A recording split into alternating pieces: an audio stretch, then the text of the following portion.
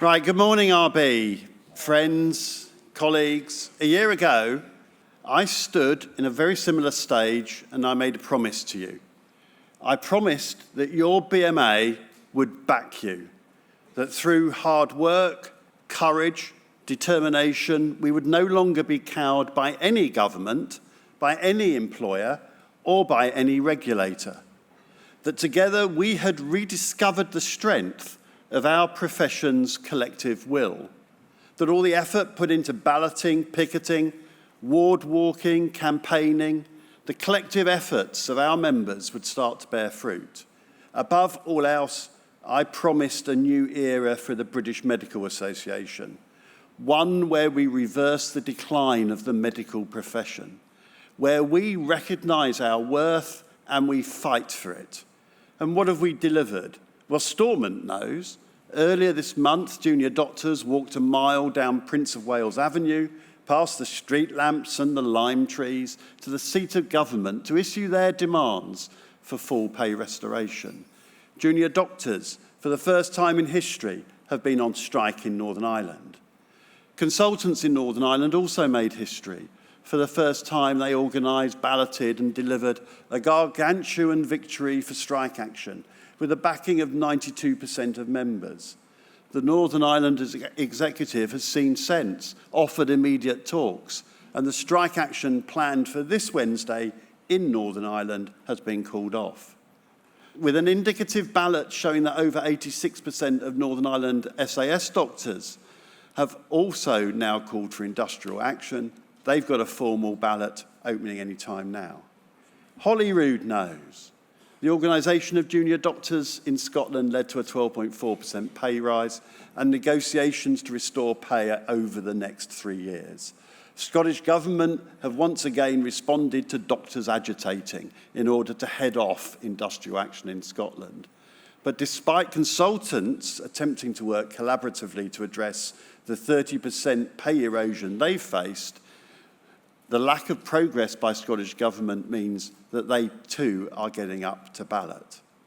The Senate knows. Successful ballots and strikes in Wales too. As I speak, a pan-branch of practice offer for junior doctors, SAS doctors and consultants in Wales, delivering higher pay awards along with contractual reform, is being voted on with the results in a few days' time. Even the Westminster government recognises our strength. Last year, the BMA secured outstanding reforms to pensions for all doctors. And now, after months of historic campaigning, balloting, and in the case of consultants, unprecedented strike action, we have delivered new pay deals for consultants and SAS doctors in England, worth hundreds of millions of pounds. Our Consultants Committee also fought hard for changes to the Doctors and Dentists Pay Review Body, which had become an increasing fig leaf for the government's policy of driving down wages. This means the DDRB will have to consider historic losses of pay that doctors have faced into the future. Both the Pay Review Body and government must also face the consequence if they fail to deliver on 15 years of pay erosion. These changes benefit all doctors working going forwards. But while government has settled with consultants and SAS doctors, juniors in England remain locked in a bitter dispute with 5 more days of strikes starting Thursday. Through the hard work and, yes, the audacity of the Junior Doctors Committee, or as they are more likely to be known at the end of this ARM, the BMA's Resident Doctors Committee, an initial offer of 3% was pushed to over 10%. Yet this still fails to address the huge real terms decline in pay that junior doctors have faced. Yeah, it is a shame, ridiculous. We have proved that we can resolve disputes through negotiation. Even the Conservatives can do it when they try. They had their chance and they blew it with our lowest paid doctors. But I have a message for Rishi Sunak.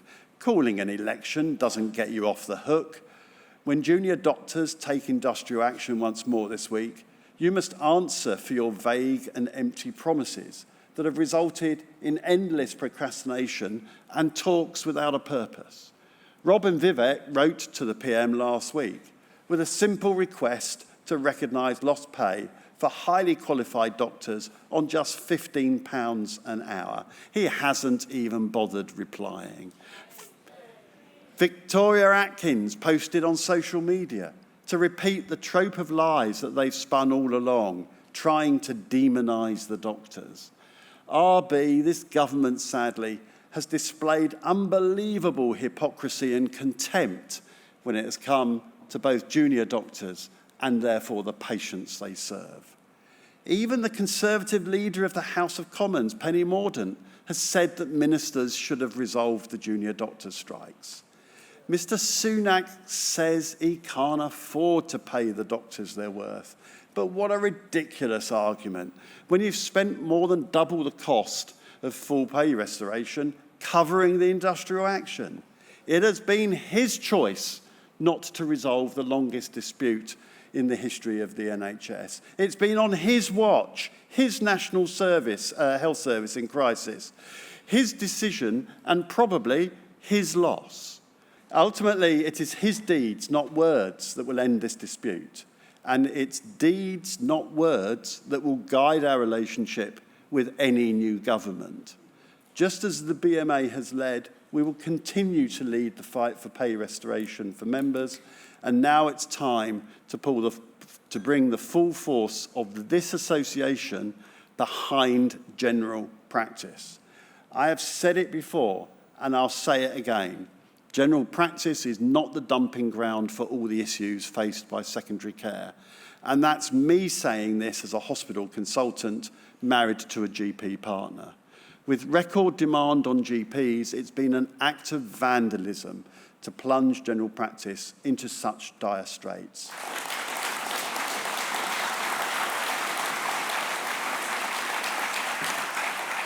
Nothing highlights this more than the crisis of finding that a shocking 84% of locum GPs in England are struggling to find work. A third are being forced out of the NHS entirely, driven out by a cheapening of the medical workforce and the substitution of GPs with alternatives that superficially seem less expensive, but in reality cost lives. A lost generation of GPs when the country needs them more than ever. To have highly qualified doctors turning to other jobs to earn a living whilst GP practices can't meet the demands placed on them is simply bonkers. The state of general practice around the UK is a mess, and it's been created by those in power who have not only watched but aided and abetted the decline of general practice, and with it, the morale and goodwill of GPs. The ARRS scheme in England, which prohibits practices from hiring doctors, is a Trojan horse sent into the heart of general practice to replace and substitute doctors. Where we need a physio, fund a physio. Where we need a paramedic, fund a paramedic. Where we need a doctor, fund a doctor.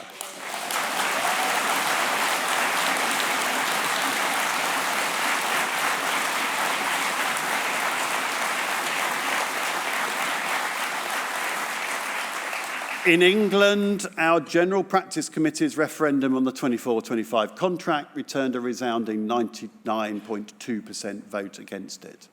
Contractors and partners are now being balloted to help determine the collective action that they will take to resist yet another derisory contract. While in Wales, our Save Our Surgeries campaign goes from strength to strength. Yes, the BMA machine will ready its engines and drive the change needed to restore general practice to its rightful place, to the centre of our health system, back to being the sparkling jewel that it once was. We will not stand idly by to let standards of healthcare be driven down, nor accept shortcuts being imposed at the expense of patient safety.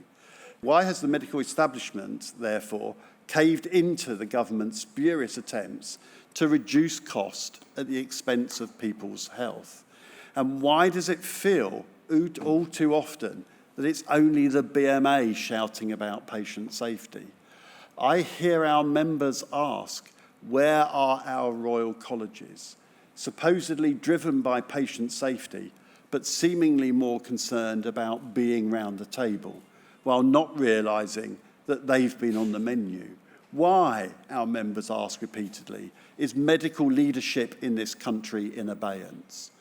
Those in positions of power and influence have a question to answer. Why haven't you listened to your doctors? RB, we represent you and 193,000 more doctors.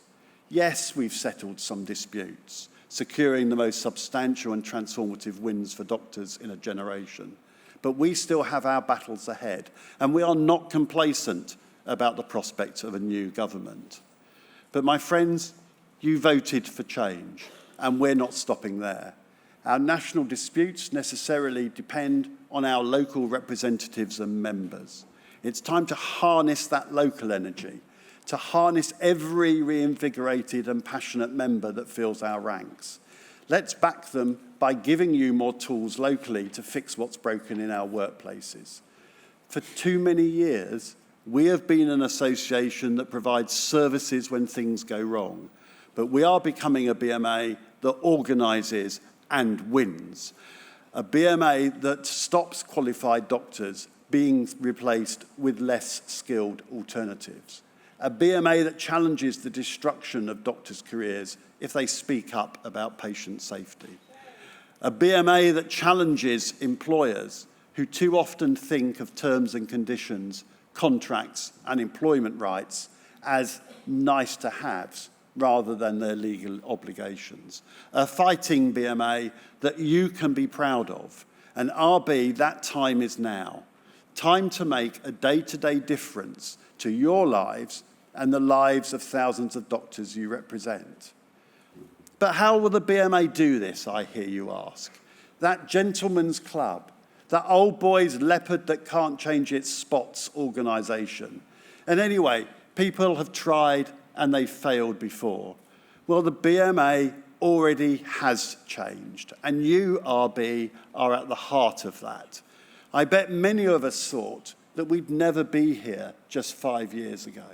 And half the chief officers, women, junior doctors to boot, two of the most remarkable and talented women, doctors that I have ever had the privilege of working with. In your BMA, you can be who you truly are.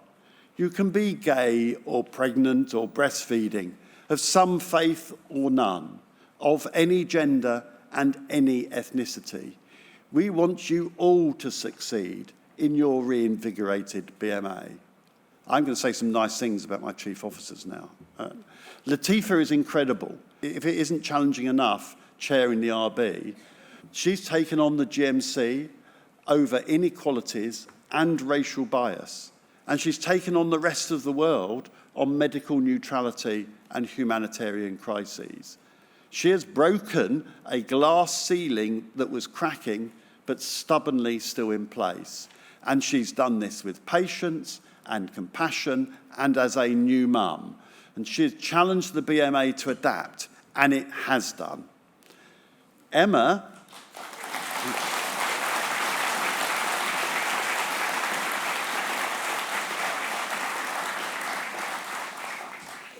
brings unbelievable energy, knowledge, and experience of how to organise, how to deliver what you, RB, have been complaining that the BMA lacked, the re-establishment of the collective voice of the medical profession, how to be the effective modern trade union you have demanded. And with Trevor, Nita, and Rachel, we work for you. We only ever do what you have asked of us. So in 2022, RB, you voted to remove our reliance on divisions and fundamentally change the BMA by creating new structures embedded in your workplaces. At this ARM, you will have the chance to vote for these new structures. It's time to move from consultation to implementation. These structures are centred around your workplaces and wider communities, catering for students, for retired members, GPs, and across the primary and secondary care interface. RB, I understand that the speed of change has taken some of you by surprise, and I'm sorry, genuinely, that we don't always get our communication right. But by deciding to support these changes, you can turbocharge our efforts to be the mass membership organisation we need to be, with even greater membership density in your workplaces. And that materially boosts leverage with employers, and that is there for everyone, not just the few. We've already shifted resource into training local reps, but now we need the local structures to ensure that we'll be more visible than ever. Now, crucially, these new structures will enable us to tackle issues that matter to members much earlier, just as in medicine, preventing problems before they become incurable and terminal, and it's better for everyone. All our struggles have taken place against the backdrop of a crumbling NHS. The BMA has been raising concerns about the parlous state of the health service across the UK for over 15 years. As doctors, we reach for the stars of professional excellence, but the human body is infinitely less predictable than any NASA spacecraft. Our unpredictable world is proving even more difficult to navigate safely. Health and social inequalities are widening. Our health system has become unstable, tumbling earthwards in turbulence and freefall. You can only crash land so many times before your luck runs out. Doctors train to prevent, minimize, and mitigate for errors and the inevitable unexpected.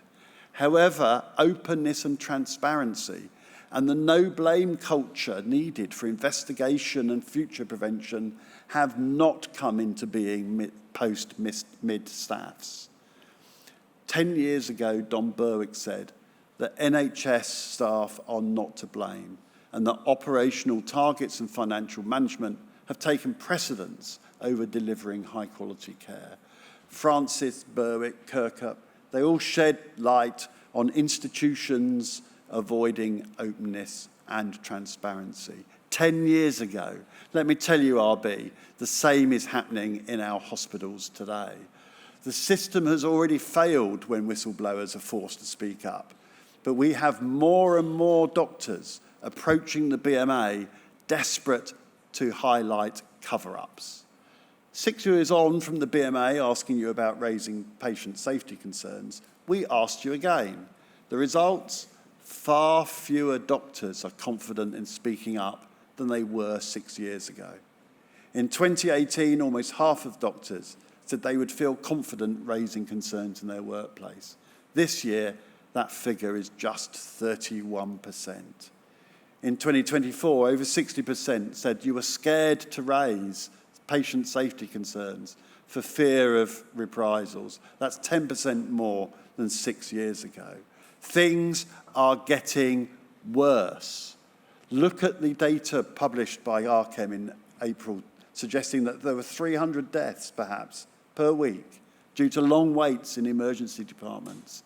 That's a plane full of people. It's grandparents, parents, siblings, and not a statistic to be noted and dismissed. Isn't that a scandal enough?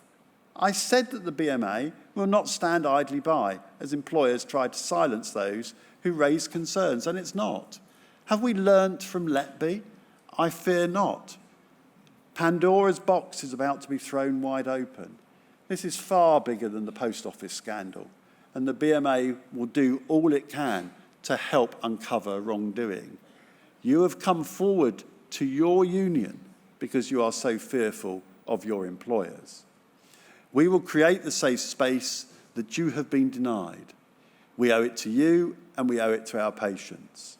The transformation of the BMA you are voting on, RB, will allow us to help more of you to raise concerns, to protect you while, not after, you make a protected disclosure, and be with you so that you don't suffer detriment in the first place, let alone when you have to try to prove it in hostile tribunals.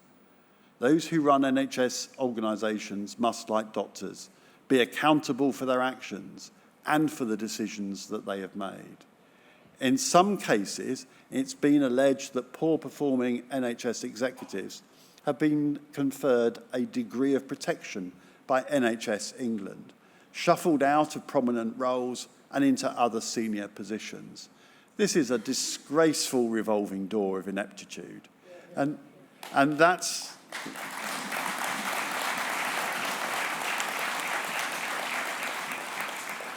And that's why we're backing the regulation of non-medical managers, because as long as this culture of protectionism rather than accountability holds sway, doctors will continue to face appalling victimisation. We continue, RB, to fight for change and against employers trying to silence those who dare to speak up. And on that note, you spotted the parcel of shirking responsibility, and we stopped the music. MAPS. You spoke up to highlight what was really going on, and we highlighted just how widespread the misuse of medical associate professionals has become. You asked us to fill the void in patient safety. We shouldered the accountability. Over 18,000 doctors reported their experiences to us. 87% had observed MAPS working in ways that are a risk to patient safety. NHS England says MAPS are not doctors, but propose no ceiling on their scope of practice. How can they entertain both positions? It makes no sense. And we keep seeing examples of PAs being called physicians or specialists. This is not just misleading the public, it is inciting a criminal offence.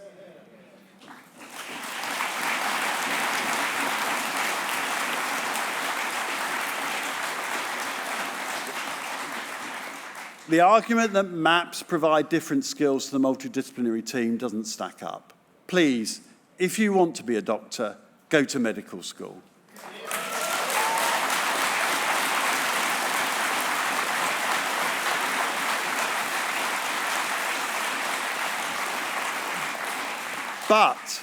But to every MAP who is assisting doctors across the UK, I say thank you for helping us with our patients. And I want to take this opportunity to remind everyone in our teams that civility saves lives. Doctors' expertise is unique. We undertake the extraordinary every day with incredible skill. It's not by accident that our GPs can manage such medical complexities from the cradle to the grave in our communities, or cardiologists stent the tiniest blood vessels of the heart to restore blood flow, function and life, or even for obstetricians to perform life-saving surgery to stem a massive obstetric hemorrhage at 4 o'clock in the morning. I could equally list thousands of actions undertaken daily by doctors and only by doctors, underpinned by our extensive and arduous training. Look, just because the government has waved through GMC regulation doesn't mean the battle is over. We continue to demand a repeal of this legislation, so it's more appropriate that a different regulator is put in place. We will lobby for a return to the term assistant and not associate. We will continue to argue for the implementation of the BMA's safe scope of practice and supervision guidance for doctors. And locally, nothing is off the table. We will not back down in our call for a halt to any further recruitment of MAPS until the medical profession's concerns are fully addressed. If others won't lead, we will.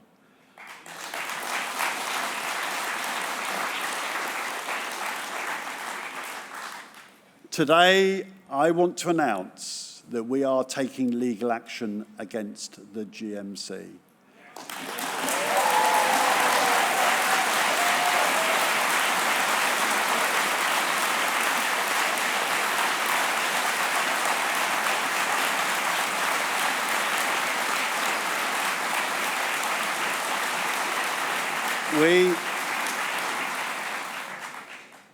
You've got to stop clapping, otherwise Latifah's going to get really cross with me. We're taking this action because of the dangerous blurring of the lines between doctors and MAPS, and specifically we're challenging their frankly unsafe use of the term medical professionals when they're referring to people who are not doctors. good medical practice can't be common to both doctors and MAPs. This legal action is supported by our colleagues, the grassroots movement Anaesthetists United, who will be pursuing a complementary legal challenge. We've had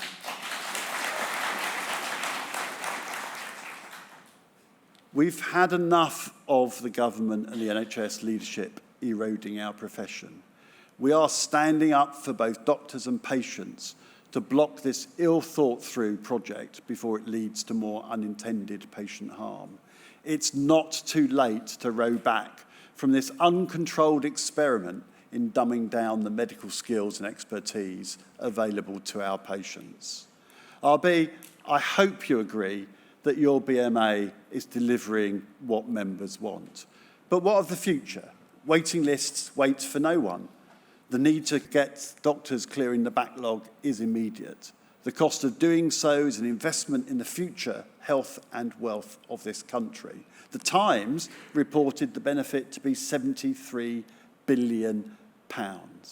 With the right leadership, the right investment, our NHS can recover the goodwill and morale that this government has incinerated. It's our healthcare workers have been left burnt out and exhausted. It is for the next government to retrieve that position. This will need honest and serious commitment to engagement with us, the medical profession. We're here to lead and to help. So we take our fight to the workplace for the future of medicine and the health of our patients. The public will take the fight to the ballot box for the sake of those they care of most. Make no mistake, we will be judged by on the decisions that we make whether we transform our union, judged on whether this week we give this great profession its fighting chance. Now, I started today by recounting the promises I made to members a year ago. I said that we would strike to the general election if necessary. They said couldn't be done. Yet look where we are. Now let me make another. We will not halt the progress we have made or shy away from the battles ahead. With head and heart and hand, we lay new foundations to build our fighting union and rebuild our NHS. The profession wants it, our patients need it, our members demand it, our unity is our strength.